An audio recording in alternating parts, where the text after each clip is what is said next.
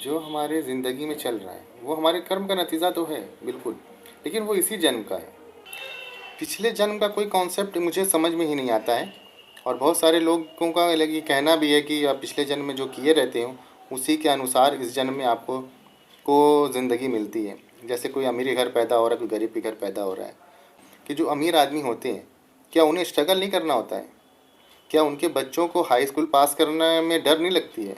या उनको अपनी बिजनेस को स्टैंड करने में स्ट्रगल नहीं करना होता है? और गरीब आदमी को ज़्यादा मेहनत करनी होती है। सेम चीज़ है, मेहनत दोनों को ही करनी है।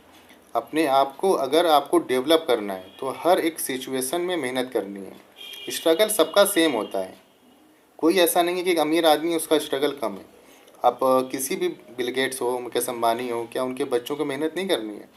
सेम तरीके से स्ट्रगल करना है अपने आप को मेंटेन करने के लिए, अपने इमेज को बनाए रखने के लिए।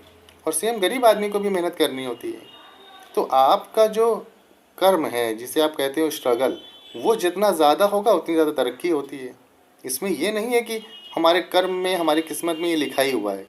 आपके अंदर जो कर्म है, जो स्ट्रगल है, उससे जितनी बेहतर तरीके से करोगे ज़िंदगी उतनी ही अच्छी होगी। कोई किस्मत की बात नहीं होती है, सब मेहनत के ऊपर ही डिपेंड होता है। जितना जो मेहनत करेगा उसे फल ज़रूर मिलेगा। और ईश्वर का ये कॉन्सेप्ट भी यही है, मेहनत करने पर मिलता है। किस्मत में नहीं है कि उन्होंने लिख दिया है कि तुम्हारे साथ ऐसा होगा, तुम गरीब ही रहोगे, ऐसा नहीं है। आपकी मेहनत के ऊपर ही सब कुछ है। सब कुछ आपके स्ट्रगल के ऊपर है। कितनी आप मेहनत करते हो, कितनी ईमानदारी से आप काम करते हो। कोई ऐसा कॉन्सेप्ट मेरी नज़र में नहीं है कि पिछले जन्म में आपने किया है और इस जन्म में आपको भुगतना पड़ रहा है।